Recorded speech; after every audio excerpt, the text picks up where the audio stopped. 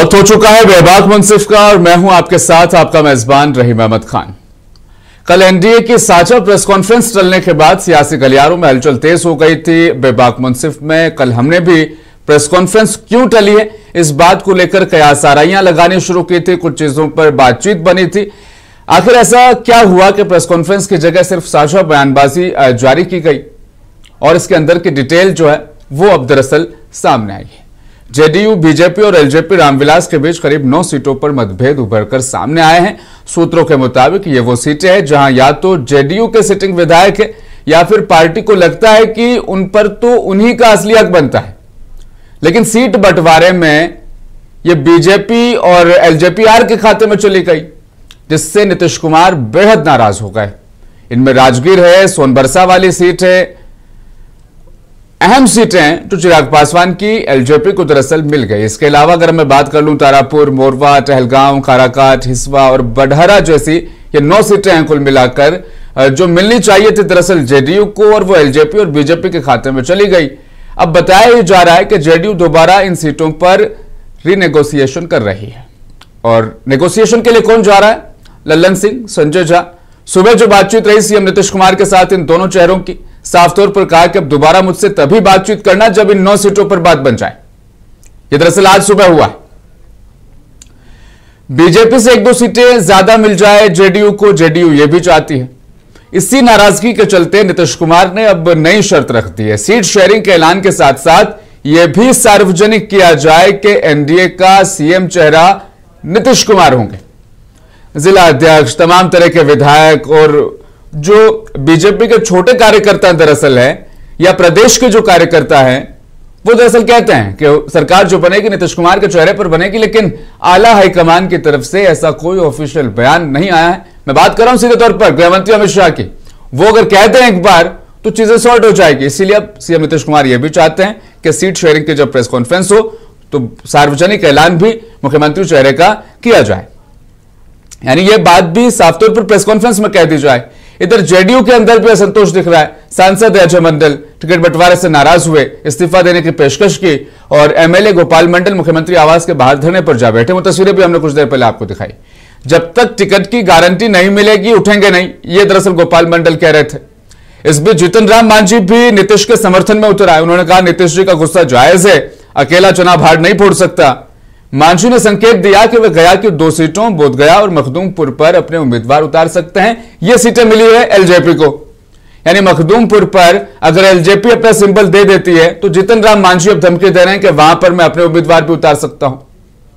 इधर बीजेपी ने अपनी पहली फहरिस्त जारी कर दी है, 71 लोगों के नाम है, लेकिन एनडीए के भीतर की खींचतान अब भी थमी नहीं। अब सबकी नजरें दरअसल यहां पर टिके कि नीतीश कुमार को मनाने के लिए अब क्या अमित शाह खुद मैदान में आ जाएंगे, बिहार पहुंच जाएंगे, पटना उनके आवास पर मिलने। अब तक मैंने आपको एनडीए का हाल दिखा, लेकिन क्या महागठबंधन में सब ठीक है? बिल्कुल नहीं।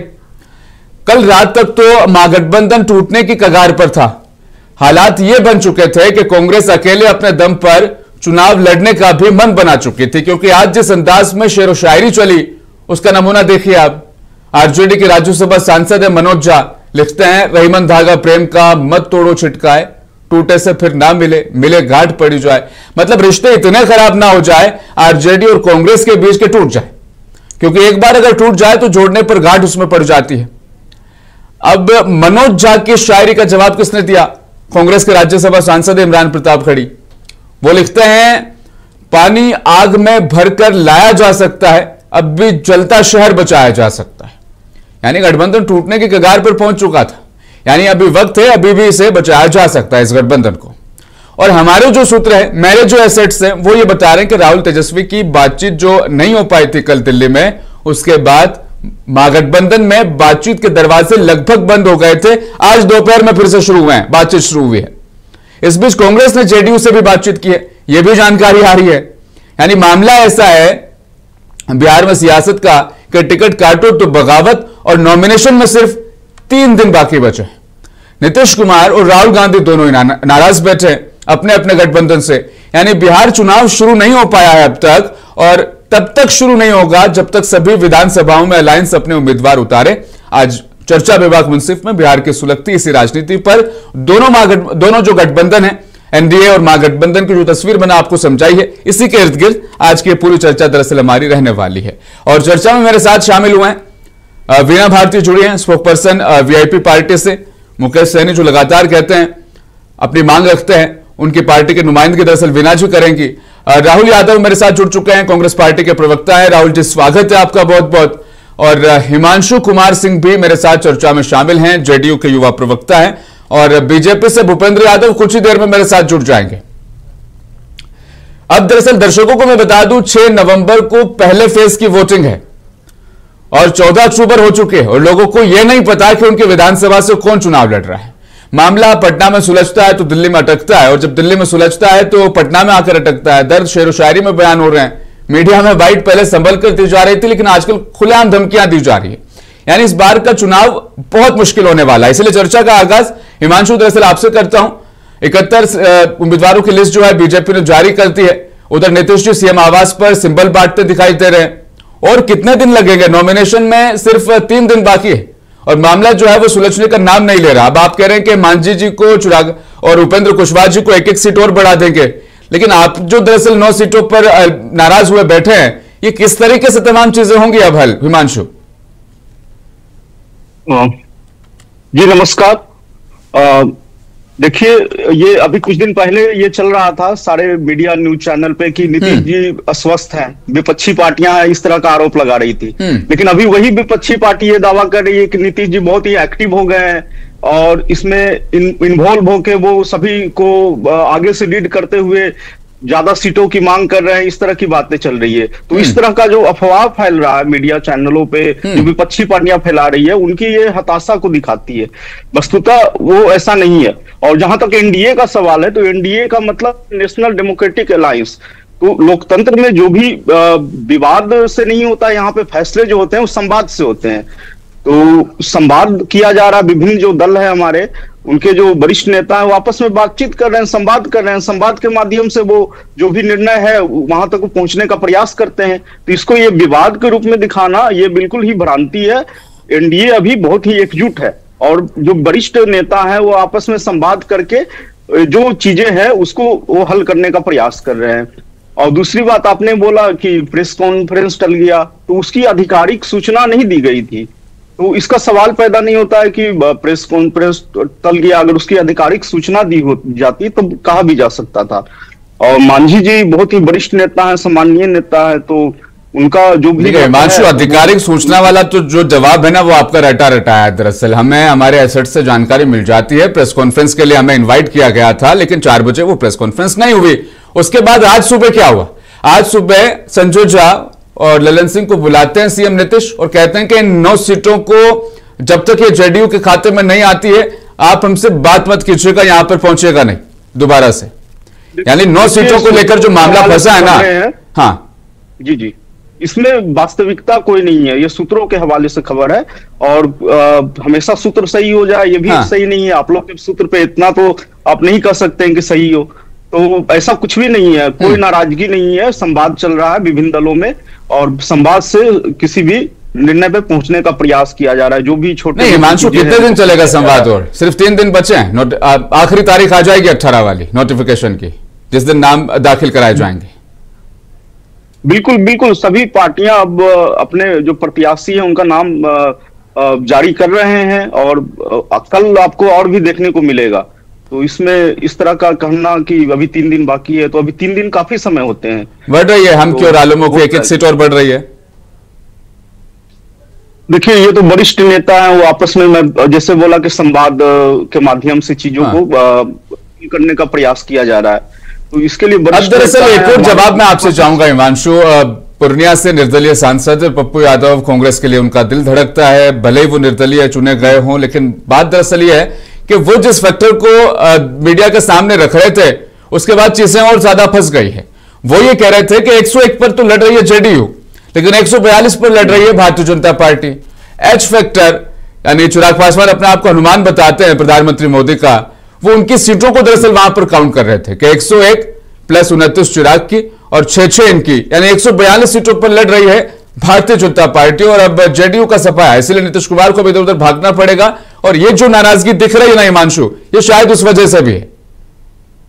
नहीं नहीं, देखिए एनडीए है जो 243 सीटों पे लड़ रही है, तो उनको ये बोलना कि 142 पे बीजेपी लड़ रही है, इस तरह के जो दरार पैदा करने का, ऐसा जनता के बीच में भ्रम फैलाना, ऐसा कुछ नहीं है। एनडीए पूरी तरह इंटैक्ट है और सभी जो हमारे कार्यकर्ता है वो सभी एकजुट होकर प्रयास कर रहे हैं कि फिर से विकास की सरकार लाई जाए माननीय नीतीश कुमार जी के नेतृत्व में। और कभी जनता नहीं चाहती कि वो पुराने दौर में फिर से वापस जाए। तो ये भ्रम फैलाना कि सारी जो पार्टियां एनडीए के अंतर्गत वो आपस में उनमें एकता नहीं है। आप भ्रम की बात करें हिमांशु, लेकिन मैं दरअसल ये भी कह रहा हूं ना साथ में, अब पप्पू यादव ने जब कहा कि वहां रहकर तो आप मुख्यमंत्री नहीं बन पाएंगे, इसीलिए अब सीट शेयरिंग की आधिकारिक जो प्रेस कॉन्फ्रेंस होगी उसमें यह भी मांग शामिल करवा दी है कि उस प्रेस कॉन्फ्रेंस में अनाउंस किया जाएगा बाकायदा कि चुनाव नीतीश कुमार के चेहरे पर लड़ा जाएगा और चुनाव के बाद अगर सीटें आती है तो सीएम नीतीश कुमार ही होंगे। ये शर्त पहले नहीं थी। देखिए, माननीय नीतीश कुमार जी का जो 50 वर्षों का राजनीतिक कैरियर रहा है उसमें उनपे एक भी दाग नहीं लगा है। हाँ। और उन्होंने जो काम किए हैं बिहार के लिए पिछले 20 वर्षों में मुख्यमंत्री के रूप में, कहां से कहां बिहार को लेके आए हैं। तो जो एनडीए के जो नेता है माननीय मोदी जी, अमित शाह जी, वो पहले ही इसको कई बार बोल चुके हैं कि माननीय नीतीश कुमार जी के नेतृत्व में हम लोग बिहार की चुनाव को लड़ेंगे। चलो, कौन सा स्टेटमेंट है गृह मंत्री अमित शाह का, कौन सा स्टेटमेंट है जिसमें उन्होंने कहा है कि सीएम नीतीश कुमार होंगे चुनाव जीतने के बाद? अब बहुत सारे जो एनडीए के नेता है, मोदी जी हैं और अमित शाह जी हैं, तो वो नहीं एग्जैक्ट यही कोटेशन दिखाई ना कि चुनाव के बाद सीएम नीतीश कुमार दोबारा से मुख्यमंत्री बन जाएंगे। अब मोदी जी का स्टेटमेंट देख लो, मोदी जो जी आए थे उसमें भी उन्होंने बोला था कि माननीय नीतीश कुमार जी के नेतृत्व में तो चुनाव लड़ा जाएगा, नीतीश कुमार जी के नेतृत्व में चुनाव लड़ा जाएगा और मुख्यमंत्री बनाए जाएंगे। इस बात में फर्क है हिमांशु, समझना पड़ेगा। नहीं, इसीलिए तो सीट शेयरिंग पर जब बाकायदा ऐलान होगा तो उस प्रेस कॉन्फ्रेंस में इस बात को शामिल किया जाएगा। इसकी मांग अब की है जेडीयू ने, यानी अब ख्याल आया है कि गृहमंत्री अमित शाह ने तो अपने मुंह से ये बात कही नहीं है, क्योंकि वो तो ये कह चुका है ना कि विधायक दल की बैठक होगी, लोकतांत्रिक तरीके से हम अपना सीएम चुनेंगे। ये बात गृहमंत्री अमित शाह ने कही है। देखिए, माननीय मोदी जी हैं जो एनडीए के सबसे बड़े नेताओं में से एक हैं और सबसे बड़े नेता माने जाते हैं। फैसले कौन लेता है? वो बोल रहे हैं कि हिमांशु फैसले कौन लेता है? हाँ, मोदी जी फैसले कौन लेते हैं? नेता है निश्चित तौर पे एनडीए में देखिएगा तो माननीय मोदी जी, माननीय नीतीश जी दोनों वरिष्ठ नेता हैं, सबसे बड़े नेता हैं। तो जब वो आपस में जब संवाद के माध्यम से जो निर्णय लिए जाएंगे तो उन्हें ही आगे किया जाएगा। तो हमारी जो सारे गठबंधन दल के सारे पार्टियां हैं वो एकजुट है, बिल्कुल तरह चुनाव में जाने के लिए तैयार है। लेकिन मामला फंसा है, मामला फंसा हुआ है। राहुल जी, अब मैं आपके पास आता हूं। दरअसल अब तक चिंता यह थी कि एनडीए में सबसे ज्यादा खींचतान है, एनडीए बहुत ज्यादा परेशान है, लेकिन अब जो तस्वीरें बदली है वो दरअसल कहानी यह बता रही है कि आरजेडी और कांग्रेस में इतनी भयानक दूरी आ चुकी है कि कल रात तक तो गठबंधन टूटने वाला था। देखिए, ये सब भाजपा का और ये सब प्रोपोगेंडा बहुत सारे मीडिया हाउसेस का फैलाया हुआ है। हमारा गठबंधन बहुत मजबूत है और मजबूती के साथ हम चुनाव लड़ेंगे और सकारात्मक मुद्दों के साथ हम बिहार के चुनाव में जा रहे हैं। आज देखिए, बिहार की राजनीति का सबसे बड़ा मजाक अब खुद नीतीश कुमार जी बन गए हैं। जो व्यक्ति कभी भाजपा को सांप्रदायिक कहकर छोड़ गया था, आज उसी भाजपा के सामने झुककर आपात बैठक बुला रहा है।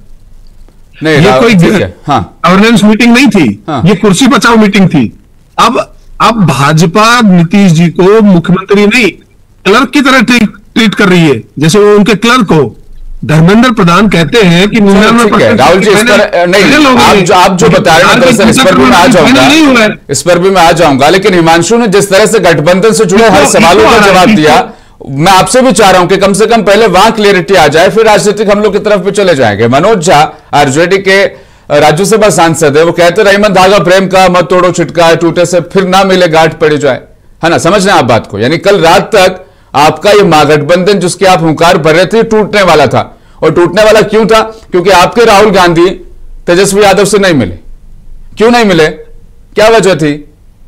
देखिए, ये आपकी तरफ से एक तो इको आ रहा है, इसको ठीक करवाइए। दूसरा, ये कहीं कोई भी ये शेड्यूल में नहीं था कि राहुल जी से तेजस्वी जी मिल रहे हैं। ये हमारे जिस स्तर पर बातें होनी चाहिए वो लगातार चल रही है। राहुल जी और तेजस्वी जी लगातार आपस में संपर्क में है। ये सारी चीजें ये हमारी रणनीति का हिस्सा है कि हमें कब मिलना है, किन से मिलना है और किस तरीके से मिलना है, और किसको मुख्यमंत्री बनना है, किसको मंत्री बनना है, किसको उप मुख्यमंत्री बनना है। ये सारी चीजें हमारी रणनीति का हिस्सा है। लेकिन ये सारी चीजें तय नहीं थी कि तेजस्वी जी को राहुल जी से मिलना था। तेजस्वी जी अभी जाए तो अभी भी मिल सकते थे राहुल जी से। राहुल जी के दरवाजे तेजस्वी जी के लिए हमेशा खुले हैं। क्या बात कर रहे हैं आप? ये तो मीडिया हाउसेज का फैलाया हुआ, ये चलो मीडिया हाउसेज का फैलाया हुआ है। पिछला जो इतवार गुजरा था ना राहुल जी, आपको वहां करनी थी प्रेस कॉन्फ्रेंस। इतवार को आपके सीट शेयरिंग पर, सारे फॉर्मूला पर सारी बातें बन गई थी। सोमवार को करनी थी प्रेस कॉन्फ्रेंस और उस तारीख को बीत चुके, आज 8 से 9 दिन और ज्यादा इसके ऊपर हो चुके हैं। समझ रहे हैं आप बात को? नहीं, आपने कहां से तय कर लिया कि हमारी प्रेस कॉन्फ्रेंस होनी चाहिए थी? अरे कृष्ण लाल खुद कह रहे थे कि इतवार को हमारी सारी बातचीत हो गई है फाइनल, सोमवार को हम करने जा रहे हैं प्रेस कॉन्फ्रेंस। शाम 4 बजे का वक्त भी आपने दिया था। अरे भाई, कौन कह रहे थे? आप एक तो पूरा सवाल करने के बाद आप जवाब का इंतजार करें। हाँ, जवाब हो। हाँ, अब जब तक जवाब पूरा नहीं होता उससे पहले आप अपना सवाल कर देते हैं। आप मुझे बताएं, किसने कहा? आपके कांग्रेस के प्रदेश अध्यक्ष इतवार के दिन कहते हैं कि हमारी सारी बातें हो चुकी है फाइनल, अब हम 1 से 2 दिन में कर देंगे प्रेस कॉन्फ्रेंस। यानी बीते मंगलवार को आप प्रेस कॉन्फ्रेंस करने वाले थे, 8 से 9 दिन ज्यादा बीत गए और आप कह रहे मैं आपसे सवाल भी ना पूछूं। नहीं, प्रेस कॉन्फ्रेंस किसको लेकर कहा था? ये प्रेस कॉन्फ्रेंस कौन सी? हमारी लगातार प्रेस। अरे महागठबंधन में जब सीट शेयरिंग का फॉर्मूला बन गया तो आ जाइए ना फिर सामने। फिर आपसे आगे तो बीजेपी निकली, जीवन कंसेंट फहरिस्त तो जारी कर दी है। नहीं, ये आप नहीं तय कर सकते यहाँ स्टूडियो में बैठ के कि हम सीट शेयरिंग का फॉर्मूला, सीट शेयरिंग हम कब आपके सामने प्रेस कॉन्फ्रेंस में करेंगे। ये हमारी रणनीति का हिस्सा है। हमें बहुत सारे समीकरण देखने होते हैं कि हमें कब तय करना है। रणनीति का हिस्सा है। इमरान प्रतापगढ़ी ने जो लाइन लिखी है ना कि पानी आंख में भरकर लाया जा सकता है, अब भी जलता शहर बचाया जा सकता है, यह भी रणनीति का हिस्सा है। नहीं, ये भी रणनीति का हिस्सा है। फिर नहीं, ये इसमें कहाँ विवाद है? हाँ, इसमें कहाँ विवाद? हाँ, आपने किस परिप्रेक्ष्य में इस चीज को समझा? महागठबंधन बिखर रहा है, टूट रहा है आपका, जिसकी हुंकार आप भर रहे थे खत्म सब कुछ है क्या? नहीं, उन्होंने जो आप कोट कर रहे हैं वो लिखा हुआ है क्या उसमें? एक तो है ना राहुल जी, आप थोड़ी सी जानकारी प्लीज लेकर आया करें मेरे साथ जब भी आप बैठे। नहीं, मेरे पास ठीक है, आप जानकारी लेकर आया करिए राहुल जी, मैं आपको समझा रहा हूं अभी भी। मनोज झा ने ट्वीट लिखा, रहीमन धागा प्रेम का टूटे ना छुटका है, उसको टैग करते हुए लिख रहे हैं इमरान प्रतापगढ़ी। क्या समझू मैं इसका मतलब? नहीं, आपको समझने की कहां जरूरत आ रही है कि आप उसको महागठबंधन को लेकर? अरे मनोज झा वो साहित्यकार हो सकते हैं, वो कुछ भी लिख सकते हैं, लेकिन इमरान प्रतापगढ़ी को क्या जरूरत पड़ी कि मनोज झा को टैग करते हुए लिखे, आरजेडी को टैग करते हुए लिखे? अरे भाई, इमरान प्रतापगढ़ी शायर नहीं है क्या? शायर नहीं है क्या? कहीं भी हमारे नेतृत्व को लेकर किसी भी हमारे आधिकारिक कोई फैसला आया है क्या? किसी तरीके का कोई बयान आया है क्या कि हमारा? ये चटपटाहट राहुल जी आपकी बता रही है मुझे कि महागठबंधन में वो बात बची नहीं है अब। देखिए, हमारा गठबंधन बिल्कुल मजबूती से है। हम आपके सामने चुनाव लड़ेंगे, मजबूती के साथ चुनाव लड़ेंगे। आज मुद्दों की राजनीति लेकर महागठबंधन बिहार की जनता के सामने जाएगा, जो इनकी 18 साल की विफलता है। चुनाव में तो तब जाएंगे ना राहुल जी जब आपके पास उम्मीदवार होंगे। 3 दिन बचे हैं, 121 नाम तो आपके फाइनल हो नहीं पा रहे हैं, बन नहीं पा रही सहमति। आप कह रहे जनता के बीच जाएंगे, है ना? कमाल की बात। अरे भाई, आपके चैनल के पास उम्मीदवार है तो आप उतार दीजिए, हमारे पास उम्मीदवार ही नहीं है। क्या गजब की बात कर रहे हैं आप? नहीं, मैं गजब की बात नहीं कर रहा हूं, आप गजब का काम कर रहे हैं। दरअसल 3 दिन बचे हैं आखिरी तारीख में और एक सीट पर एक उम्मीदवार आपका फाइनल नहीं है। ये तो हमें तय कर रहे हैं ना। हाँ। आप इसमें करते रहिए तय। 19 तारीख के बाद आप कर लेना तय, सबसे बेस्ट तो वही रहेगा तरीका। अब दरअसल 19 तारीख, ठीक है? नहीं, आप कहेंगे कि अभी 1 घंटे में तय कर दें। अभी 1 घंटे में तय करें क्या? नहीं, तय होगा ही नहीं ना, क्योंकि दरअसल मामला जो था वो राहुल जी सर के ऊपर से ये हुआ कि एनडीए एक तरफा चुनाव लड़ेगा, तय नहीं होगा तो। राहुल जी आप नहीं समझ पा रहे अब भी बात को, आपको लग रहा है कि सब कुछ ठीक ठाक है। आप ना, नहीं ठीक है, आप जो संपर्क में रहिए, आप अपने आला जो आपके जिलाध्यक्ष उन सबके साथ संपर्क में रहिए, बहुत सारी जानकारी आपको दरअसल मिल जाएगी। अरे भाई, ये आप मुझे तय नहीं करेंगे कि आप अपने संपर्क, आप समझ ही नहीं पा रहे हैं ना, अपने गठबंधन की राजनीति को आप नहीं समझ पा रहे हैं। जो आप जवाब चाह रहे हैं वो जो आप मेरे मुंह में डालेंगे वो मैं नहीं बोल पाऊंगा। अब तो दे दीजिए जवाब, कब आएगी लिस्ट? नहीं, कब आएगी जवाब? हमारे कल के बाद लिस्ट पढ़ लेना। अभी 15, 16 और 17 3 दिन बचे हैं, कब आ जाएगी लिस्ट? तीनों में से एक तारीख तो बता दीजिए कम से कम। नहीं, कल शाम के बाद आप लिस्ट पढ़ लेना।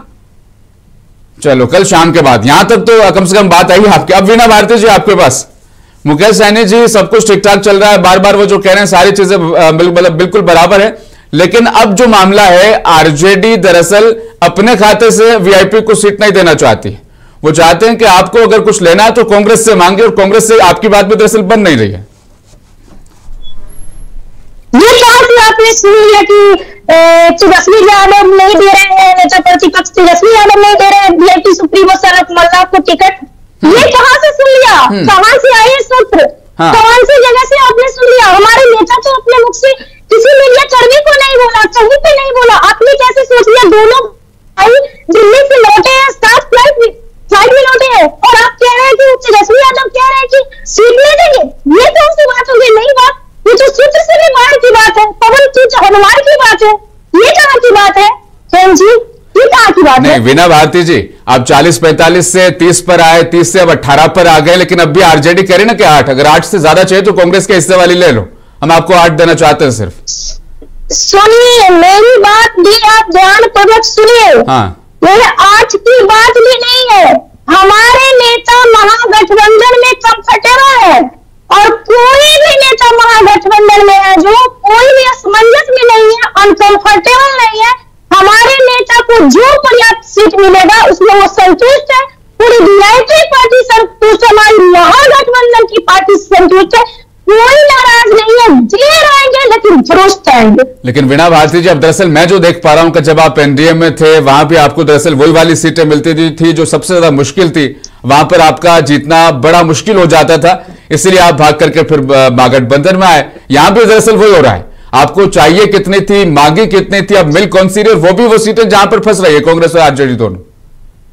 नहीं, हमारी न कांग्रेस के नेता में फंस रही है सीट, और न ये नेता प्रतिपक्ष तेजस्वी यादव फंसा रहे हैं, ऐसा कुछ भी नहीं है। सब आईना क्लियर है।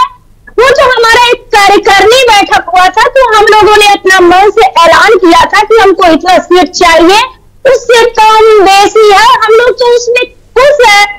वो लोग करे ना अपना, पूरे बिहार पर जो 2-3 लोग हावी होकर चला रहे हैं बिहार, वो करे ना अपना, हम लोग क्यों करें? हम लोग तो खुश है, कहीं से भी कोई संशय नहीं है। हम लोग महागठबंधन के साथ मजबूती के साथ है, और मजबूती के साथ रहेंगे, क्योंकि महागठबंधन में रोजगार की बात की जाती है, विकास, बिहार को विकास की ओर ले जाने की बात करती है, और आप कहते हैं कि हमारे महागठबंधन में गड़बड़ी है। हमारे महागठबंधन में तो कोई गड़बड़ी नहीं है। मजबूती से चुनाव लड़ेंगे वीणा भारती जी, मजबूती से चुनाव के नतीजे आने से पहले डिप्टी सीएम का पद भी मांग लेंगे। देखिए वो तो अपने भाइयों का, उन लोग का विचार है कि वो डिप्टी सीएम बनेंगे या नहीं बनेंगे, वो अपना रखते हैं कि हम डिप्टी सीएम बनेंगे। क्यों हमारे नेता के पास वोट बैंक नहीं है क्या? क्या हमारे नेता का वजूद नहीं है क्या? वो जहां में उपचुनाव हुआ था तो आदरणीय शरद मल्ला मुकेश सहनी जी 20,000 प्लस वोट से जीते थे, तो हमारी भागीदारी है, तो उस हिसाब से हम कह रहे हैं हमारे महागठबंधन में कोई नाराजगी नहीं है। ये भ्रम जो आप लेकर के आए कि हमारे महागठबंधन में कुछ भ्रम, ऐसा कुछ भी नहीं, सब आईना क्लियर है। हम लोग बिहार में महागठबंधन की सरकार बनाने जा रहे हैं। 20 सालों से जो ये सरकार चल रही है, छलने का काम, जिंदा फेंकने का काम, बिहार वासियों, राजनीतिक हमले मुद्दों पर आ जाएंगे वीणा जी, राजनीतिक हमले और मुद्दों पर आ जाएंगे। तमाम चीजें दर्शकों को मैंने पहले सुनाई है कि दरअसल महागठबंधन और एनडीए की तस्वीर क्या है, इस वक्त कहां पर चीजें अब तक फंसी हुई है कि नॉमिनेशन की आखिरी तारीख जो है। एक मिनट हम आपसे वक्त लेना चाहेंगे कि जब सीट शेयरिंग उनका हो गया एनडीए सरकार का, तो धर्मेंद्र प्रधान जी जो लिखते हैं कि 99%, जब उनका पूरा हो गया, नीतीश जी को लिस्ट थमा दिए, तो फिर 99% क्यों लिखे? 100% ही लिखना चाहिए था, 100% लिखना चाहिए था।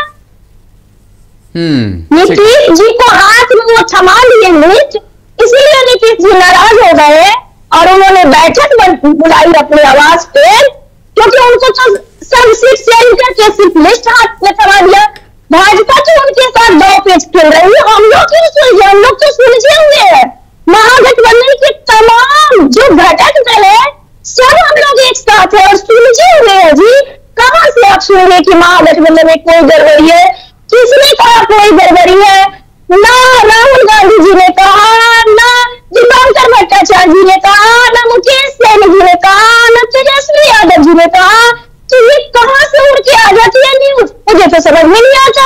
ये न्यूज उड़ के नहीं आती है, पंछी बोरा उड़ के नहीं आती है वीणा जी। दरअसल आजकल टेक्नोलॉजी का जमाना है, मोबाइल फोन है, कुछ बातें होती है और खबरें दरअसल पहुंच जाती है। दोनों गठबंधन की तस्वीरें दरअसल हमने आपको बताई है और बिहार में दरअसल ये राजनीतिक मुद्दों पर होगी।